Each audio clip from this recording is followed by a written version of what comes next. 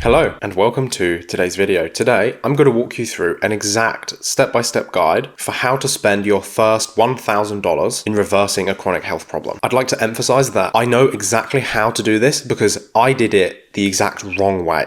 I didn't follow this process, but I've learned from my mistakes. And now I want to save you all of that time, all of that money, all of these different options that I invested in that weren't the best way to move forward. We're going to look at 4 primary areas: food, testing, supplements, and practitioners. And I'm going to help you figure out what the best things are in each category to prioritize, what things aren't really worth your money, and also some of the logic and philosophy behind these decisions so that you can apply these principles to your own unique situation so you can figure out what is important for you. So we'll start right at the top with food. Now, when it comes to food, especially in the alternative healing spaces, everybody will tell you, you have to eat organic. You have to eat the highest quality products. You have to avoid all of the chemicals, all of these things that are in the food supply. You have to avoid everything if you want to heal. And whilst overall that's a very good sentiment, it is true that we want to reduce our toxic exposures and improve the nutrient density of the food that we're consuming as much as possible. You also have to be mindful of the fact that most people don't have an infinite and unlimited supply of money. So instead of just being 100% perfect and doing everything exactly the right way, it makes far more sense to prioritize efficiency. We want to try to spend our money in a way that is going to provide the best outcome to cost ratio. This means that when we're looking at the quality of our food product, there are certain products we need to prioritize as being grass-fed or organic. And there are other products that are more acceptable to just purchase conventional produce. So instead of just seeing conventional produce as objectively bad, we need to take a little bit more of a nuanced look at how pesticides and toxins and chemicals in the food supply and preparation process affect different types of foods that we might be eating and strategize around how we can eliminate the most toxic exposures and swap those out for organic and grass-fed alternatives. But when we have options that even conventionally produced produce end up being much less toxic and absorbing less of the chemicals and pesticides and things like this, we can opt for conventional instead.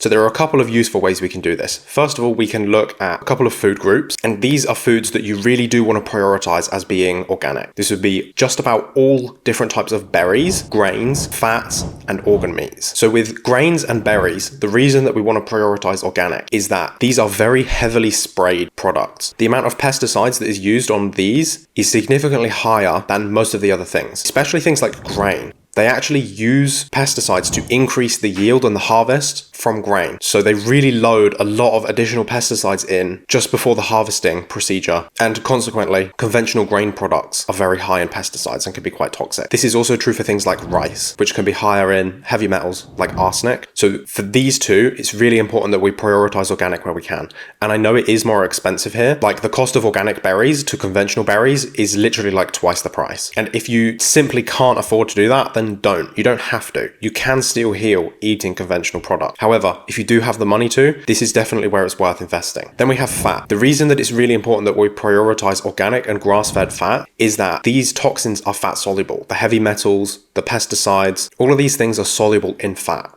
which means they concentrate in fat of these products. So some examples here are things like olive oil and coconut oil. We really want to make sure that these are organic, cold pressed, and that you're buying them in a glass vessel. And this is also true of animal fats. So this would be things like lard and tallow, goose fat, duck fat, even butter and ghee. We really want to prioritize getting these grass-fed or pastured where possible. And if not, organic, and then if not, conventional. It's also very interesting to note that it is very important that we have grass-fed and organic animal fats, but as far as the animal protein is concerned, it's actually not as important. Because these animals are alive, they have their own detoxification systems. And most of the animals that we eat are actually ruminant animals, which means they're mostly eating things like grass, or even if they're being fed grain or organic grain, they're fermenting these things in their digestive system. This means that they are full of microbes, and microbes are really what break down a lot of toxic chemicals and compounds. This is why our gut flora is so important in the detoxification process. But understanding this also means that you don't have to be too careful when you're looking at buying conventional animal products. Things like stay and minced meat and lamb chop, these kinds of things, you don't have to be so careful. It's not so important that we go organic and grass-fed on these things, because as I said, the animals have their own immune systems, detoxification systems. I will say, if you're living in America, maybe you do want to go for organic and grass-fed meat. Again, I know it is more expensive, but the food supply in America is absolutely insane. You've got GMOs, which are illegal in basically the whole rest of the world, and these animals like cows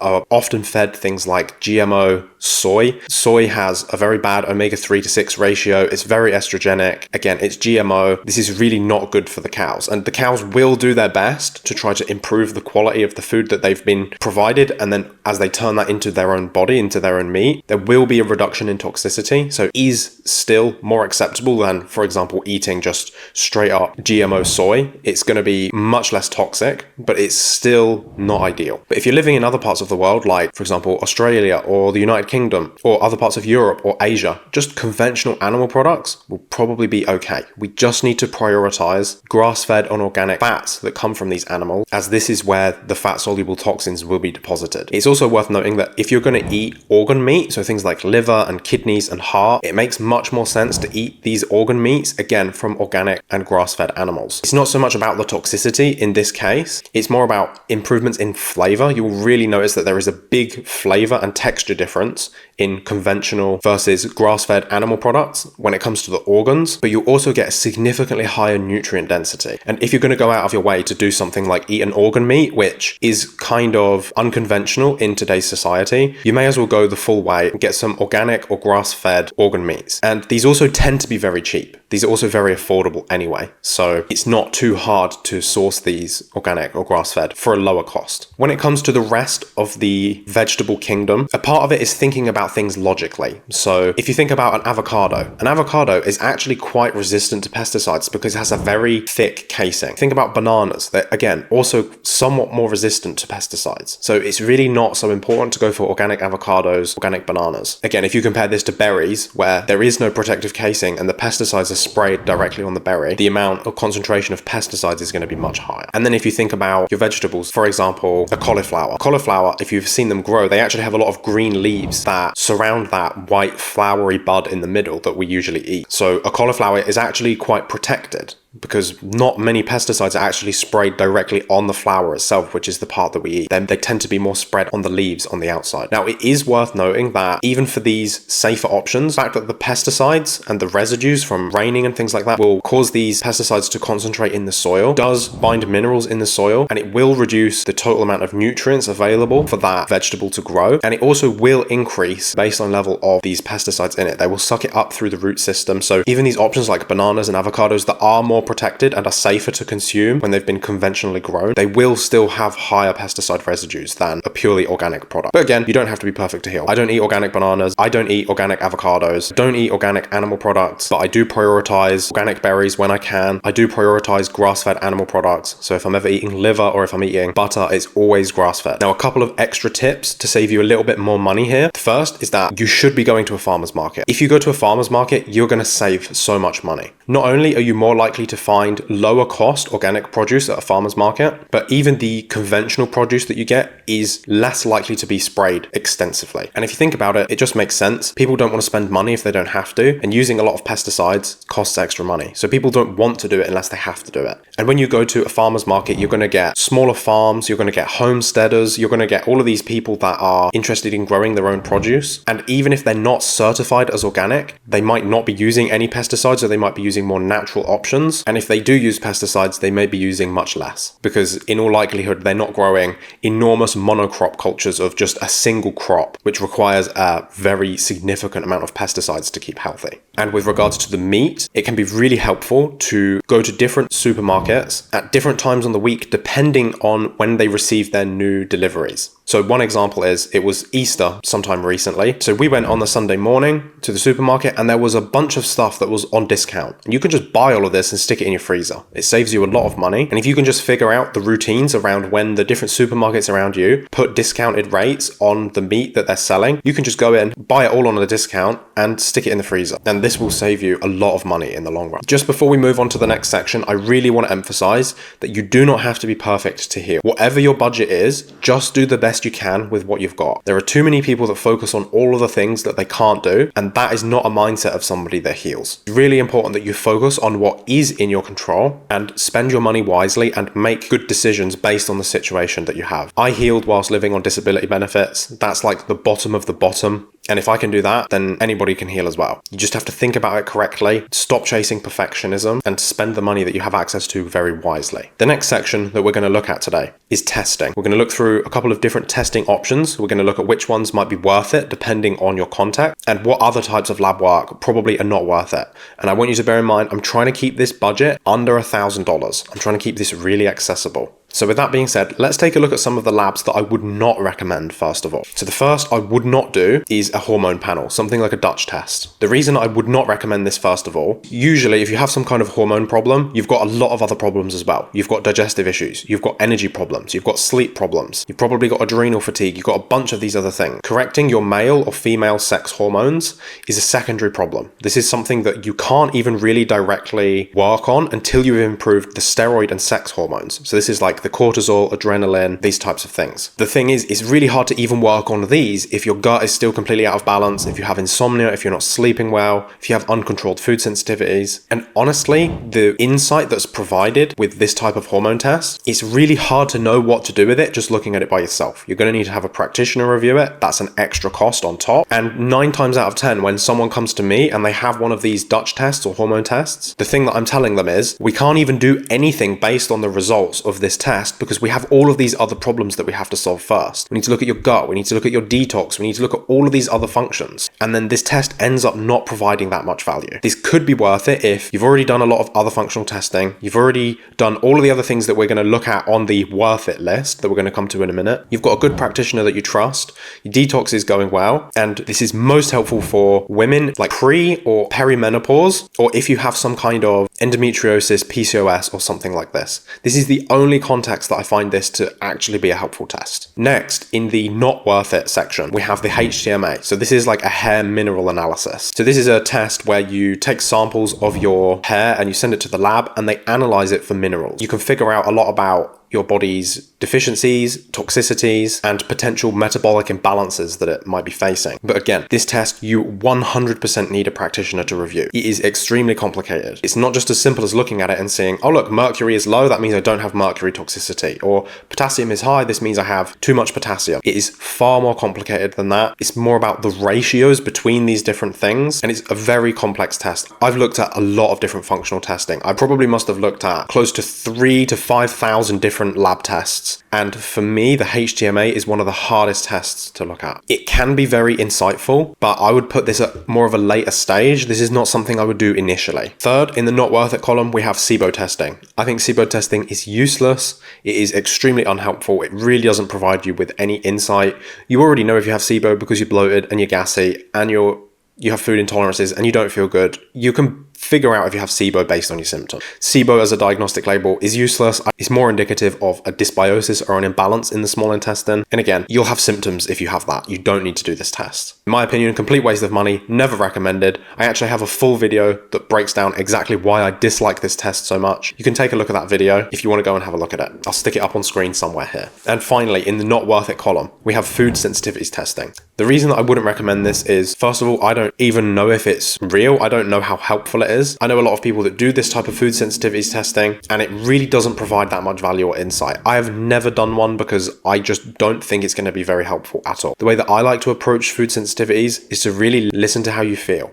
If your body doesn't like something, if your body is sensitive and reactive to something to the point where it's really going to stop you from healing, you will know, because you will feel absolutely terrible every time you eat it. And that is a very simple message. Stop eating it. Other than that, if you eat a food, you can digest it and you break it down and you feel pretty good when you eat it, that food is completely fine. You don't need to do this kind of lab test. I find them very unhelpful. Most of the time, again, when I'm doing a consultation with clients, I'll look through this and I will almost just disregard everything that it has to say. I really find them extremely unhelpful. So let's move to the juicy stuff. Let's move to the worth it column. So these are the lab tests that I would recommend that you do within that first $1,000 that you spend towards your healing process. The first is a genetic test. The reason I would do this genetic test, and the reason I would prioritize it as the first thing, is this is the only test that you can do where once you have the results, they are correct and useful forever. Every single practitioner that you ever see will be able to use this information. It never changes because your genes don't change. Every single other lab test that you do, a HTMA, Dutch test and hormone panel, blood testing, stool testing, organic acids testing, all of these things are a snapshot in time and they will lose value over time. If you get 3 to 6 months past when you did that test is now basically useless. It doesn't provide you very much value at all. But genetic testing will always be helpful. It will always provide you accurate information, and it's just very good foundational information and knowledge to have about your genetic weaknesses. It's also very cheap. You can do this for about $100. So as far as this type of testing goes, this is way on the cheaper end. This probably is one of the cheapest tests that you can do.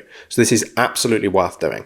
I actually have a video that talks about this in more detail. We go into how to do this genetic testing, where to order it, where to take these results and what platform to upload them to interpret these results for you. And then also a step-by-step guide of what these results mean and what different types of dietary and supplemental changes you can make based on these genetic weaknesses that you might have. So if you want to check that video out, again, I'll put it up on screen somewhere here so you can go and take a look at it. The next set of testing that is worth doing are basic bloods. Very often you can get these done by a conventional doctor. Even the National Health Service in the UK, or go into a GP or your family doctor that just prescribes these types of blood tests. Often you can get these for free or get them covered by your insurance. And if you can't, they tend to be fairly cheap as far as these type of things go. What I would be looking at with these basic bloods would just be a full spectrum of as much as you can cover.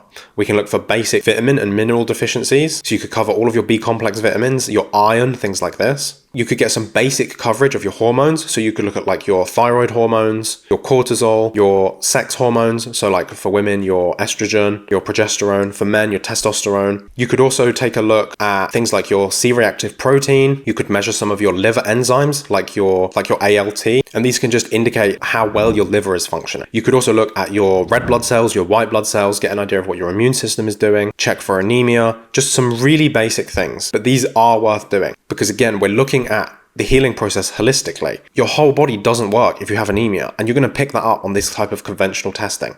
If you're low energy, if you're lethargic, if you have brain fog, and you also have digestive problems, a lot of people think, oh, this must be because of my gut, it's leaky gut, it's this. A lot of these people have anemia, and that anemia can be coming from this gut problem. But if you can see that more clearly on labs, you can get a more direct treatment. And whilst doing these basic bloods aren't the best way to 100% ensure that you have optimal levels, they're definitely the best way to rule out a severe or chronic or extreme deficiency. So these, in my opinion, are very much worth doing. And finally on the worth it list, we've got, surprise, surprise, stool testing. Now the type of stool test that I would recommend is going to depend on your situation. First of all, you don't necessarily have to do a stool test. I did my first stool test about a year ago. This is about 8 years into my healing journey. So this shows you that you absolutely don't need to do a stool test to heal. There is a lot you can do based on symptoms alone. But if you do want to opt for a stool test, you've got two main options in my eyes. The first is a GI map. A GI map is nice because it tells you a lot about your microbiome, but it also tells you a lot about some of the other processes in your gut. Like it looks at secretory IgA, so your immune system and your immune response in your gut. It can measure your zonulin, so it can measure your leaky gut level, your measure of intestinal permeability. It also measures certain things that can be really useful, like seeing if there is any occult blood, so visual blood, and how well you are digesting your food. So we can see things like pancreatic elastase, for example. This shows you the level of the function of your pancreas, whether you might benefit from taking digestive enzymes. So overall, this is the best option. It's the most comprehensive as far as getting a full overall picture of your gut. The alternative to this is Biome Site. Now, the reason I like Biome Site is they don't tell you so much about the overall function, but they're like laser focused on looking at the microbiome itself. And the microbiome is a really important part of health and the healing process. Of all of the people that I know that have recovered from chronic health problems, 9 out of 10 of them will say that the microbiome and working on their gut health overall and the composition of their microbiome was the single biggest factor on improving their chronic health presentation. So Biome Site can be really nice for this. Surprise, surprise, I also have another video talking about my Biome Site test. So again, if you want to take a look at that, I'll put that up on the screen somewhere and you can go and take a look at that video as well. The Biome Site test is slightly cheaper than the GI map, so we will leave a link to that somewhere down below. And if you do a Biome Site test and and you use my code and you get a little discount from using my code, you can also send me your labs and I will review them for you for free. So you simply send off your test. When you receive the results, you send it over to my email, testing@williamdickinson.co.uk, and I'll send you a little 5-minute video walking you through exactly what it means completely for free. Now, before we move on to the next section, there's one test that I didn't put in either category because it's very contextual. This is the organic acids urine test. So this is a very helpful test. It does provide a lot of valuable information. However, it is quite expensive. I believe from most labs where you will get this type of test, the base test costs around $500 or $550, which is quite a lot. And the reason that I would consider an oat test is if you think that mold might be a part of your chronic health presentation. And the thing is, if you think that mold might be a part of the contribution to your current health situation, you would also want to do the mycotoxin panel as well. So this would be the organic acids urine test plus the mycotox panel. This increases the cost by, again, another $300 or so. So just in this one test, you're already looking at between $500 and $850, and that's almost all of the $1,000 budget. So I wouldn't recommend this for most people. However, if you're on the fence as to whether mold might be a contributing factor to your current health presentation, this test might be worth doing, because in my experience, if mold is a part of your picture, it is almost impossible to heal if you don't directly address it. It is really important that we find the source of exposure, remove it, remediate it, or completely change location, and then build a detox protocol and a support protocol to help your body recover from that exposure. And if you don't know if that is part of your picture, figuring out that it is a part of your picture could be really, really important. And you might be in a situation a bit like me, where I never did an organic acids test because I didn't need to. There was mold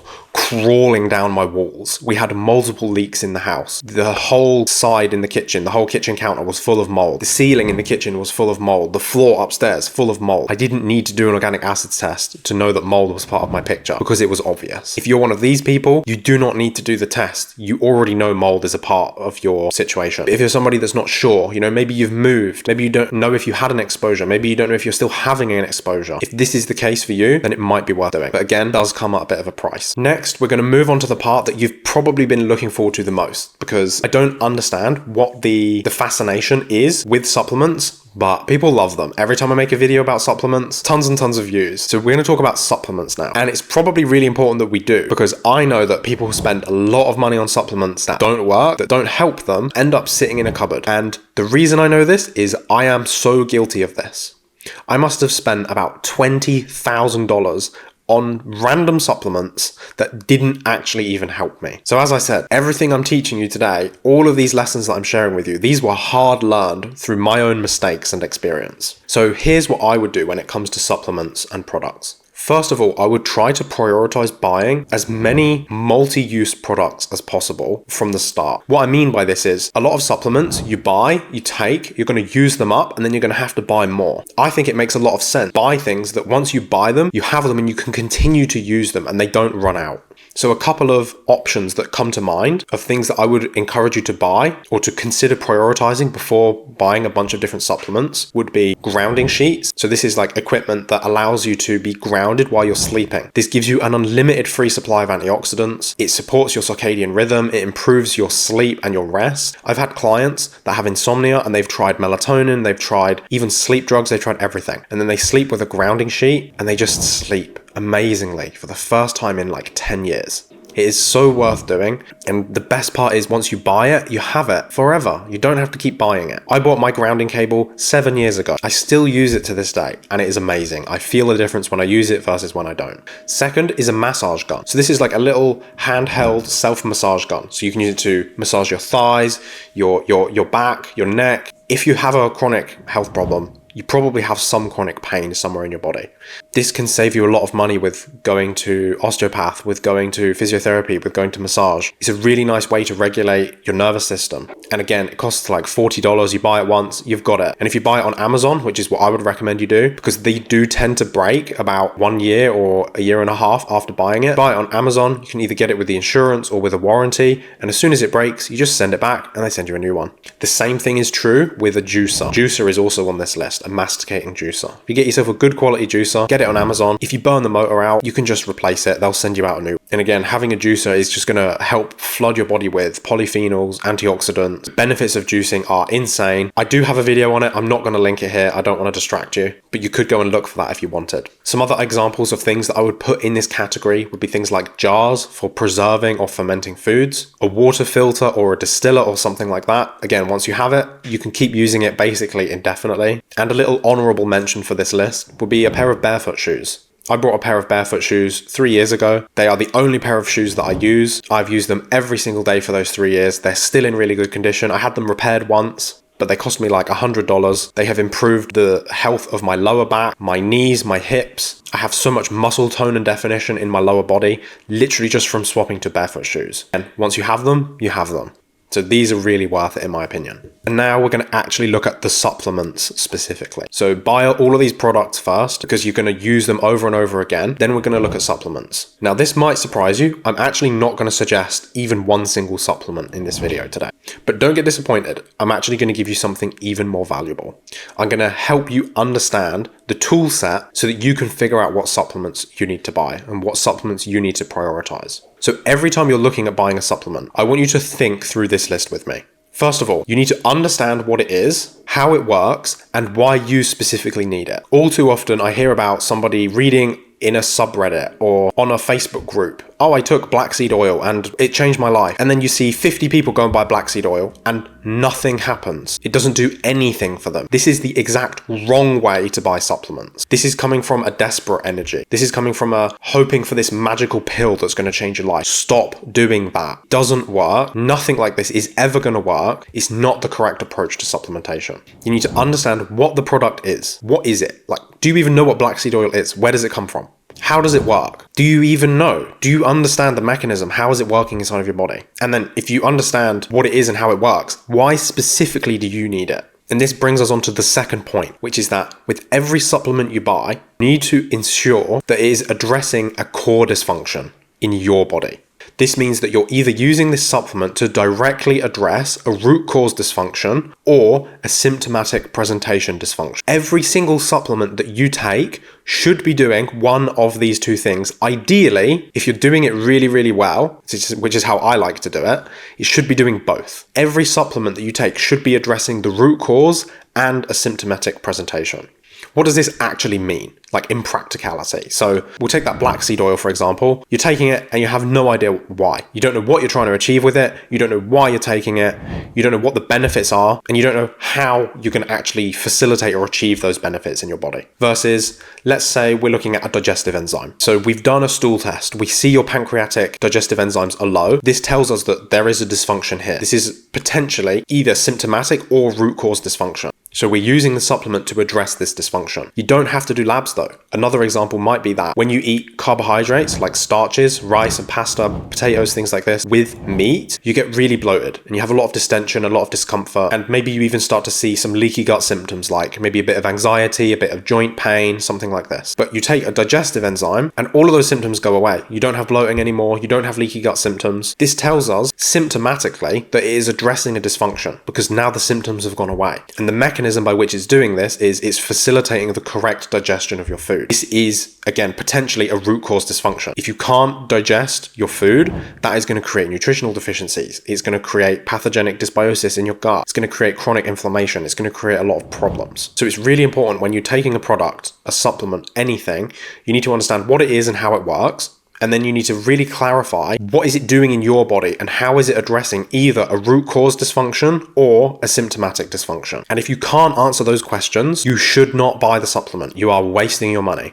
Now, I know that sounds pretty harsh, but it really frustrates me when I see people spend money over and over and over again on all these supplements that don't make any difference. They don't benefit them whatsoever. And then they say, I can't afford to do this. I can't afford to do that. It's like, but you're wasting so much money on these supplements that aren't doing anything for you. Now, if you feel a bit overwhelmed with this, don't worry, I've got your back. I know how hard this can be. And for this exact reason, we created a gut health quiz. It's 90 questions. They are yes or no questions. They're very easy. You just answer all of them. It takes less than 5 minutes. I know 90 questions sounds like a lot, but really it's not. It's yes, no, yes, no. It takes less than 5 minutes to fill out. And based on the answers that you give the quiz, it will build a personalized plan with targeted supplements based on dysfunctions that the quiz is perceiving based on your symptoms. So this would be addressing symptomatic dysfunction. So if you haven't done the quiz yet, there is a link in the description down below. Go and fill out your gut health quiz, and it will create a personalized report and tell you which supplements are likely to be beneficial in your specific situation. Now, finally, on this list, we have practitioners. So first of all, I have a must-see list. These are a list of practitioners that I would 100% encourage you to see all of them at least one time. The reason for this is that some of them address potential root cause dysfunctions, which is really important for long-term healing, but also the likelihood of you feeling symptomatic relief or some observable improvement, statistically in my experience, is very high, probably in the 60 to 70% range. So the likelihood that this is going to be money well spent is very high. And you might not get along with all of these, but you might get along with at least one. And that's going to make a really big difference for you. So the 4 modalities that I would try, that I would consider must see in every case, are a chiropractor, an osteopath, somebody skilled in visceral massage, that could also be an osteopath or a chiropractor if they also have that qualification, and a therapist. Chiropractors and osteopaths can check for nerve supply from your spinal column. This is where your vagus nerve comes out. This is where a lot of peripheral nerves that influence all of your autonomic functions. So breathing,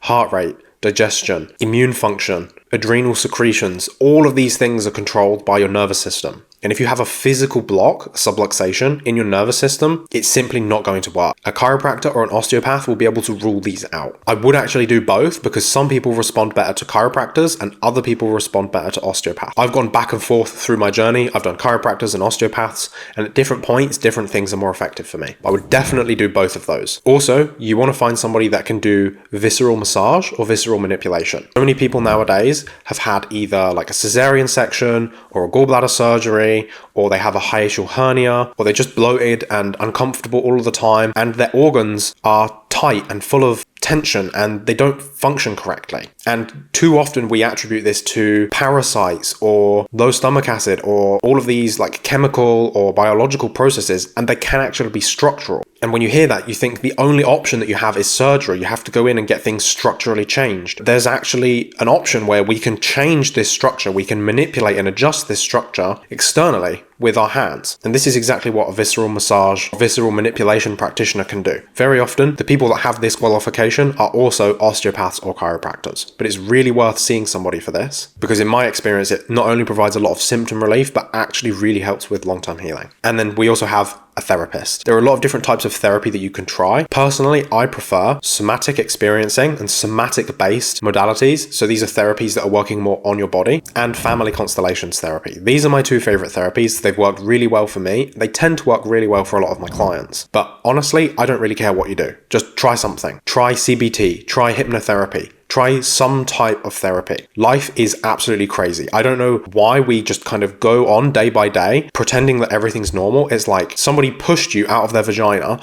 and then here you are. And all of a sudden this is supposed to make sense. It doesn't make any sense at all. The whole of life is traumatic. None of it makes any sense whatsoever. And the fact that you're trying to figure it out without talking to anybody about it, like specifically to dig into your unique contextual problems, makes life way harder than it needs to be. So even if you say like, I have a good mindset, I don't have any trauma, like I don't care, go and see a therapist anyway. It will make your life better. It is definitely worth your money.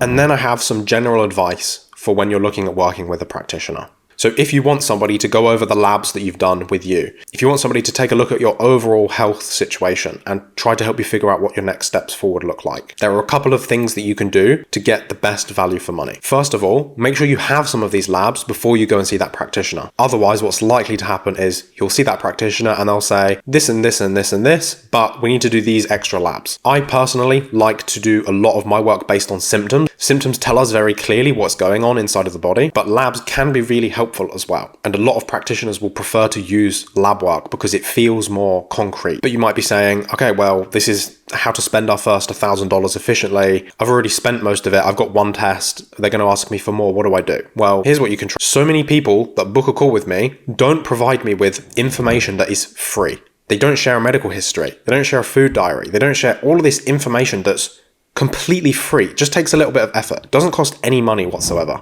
And being honest with you, I often find more value in somebody sharing their story with me and their experiences and their observations. So like, I took this supplement and I had this reaction, and I eat this way. And the reason I eat this way is when I eat like this happens. This provides me, honestly, more information than functional lab work, because figuring out your health situation is like trying to solve a mystery. And we need information, we need data points, and lab work does provide some, but there is a lot of information that is hidden in your health history and in the way that you're eating and in your response to supplements and things that you've tried in the past. And collecting all of that together and sending it to your practitioner is so valuable, and it's completely free. So no matter who you decide to work with, send them all of the labs that you already have, bring them as much free information as you can. Send them info about your workouts, send them about your family medical history, your medical history, procedures, talk about the progression of how your symptoms developed. Share all of this information. It will be really helpful, and it will help you get a better outcome from working with them. And probably the best thing I could tell you is to trust your gut. Whether you go with a naturopath or a functional medicine practitioner or a naturopathic doctor, or if you actually decide to book a consultation with me, in my experience of me booking with other people and other people booking with me, having a good gut feeling that this is the right person tends to be the most important thing. When I've booked with people and I've just had a really good feeling about them, I've almost always got really good results. And I also see that paralleled when people have a good feeling about booking a consultation with me, it also tends to work really well for them. So I know that's not really very like hard science, but if you are going to have to choose based on a limited budget who you want to work with, it's really important that you trust your instincts and you trust your gut, and you go with whoever feels like is going to be the best option for you. And if that's me, awesome. I would really love for it to be that. But if it's not, I actually would encourage you to go and book with that other person instead, because I believe that is what is going to get you the best results, and that is what I really want for you. I want you to get the health outcome that you desire. So that's today's video. I'd be really interested to hear your feedback and if you would do anything differently. Do you think I was a bit too harsh in some of the testing options? Do you think I was a bit too lenient when it comes to eating conventional products? Or do you think I'm spot on with all of this? I'll be really interested to hear what you have to say. And if you watched all the way to the end of the video, I would love if you would leave $4 emojis in the comments below. This shows me that you watched all the way to the end. I really like to keep an eye on who it is that's watching these videos all the way to the end, because believe it or not, between clicking the video and the video finishing, 90% of people stop watching. So if you're still watching this right now, leave me $4 emojis and I'll know that you are one of the 10% that made it all the way to the end of the video, and that you are really investing in your health and that you are going to get the healing outcomes that you desire. So leave me that below. And if you have any questions, also leave those below. And take care, and I'll see you in the next video.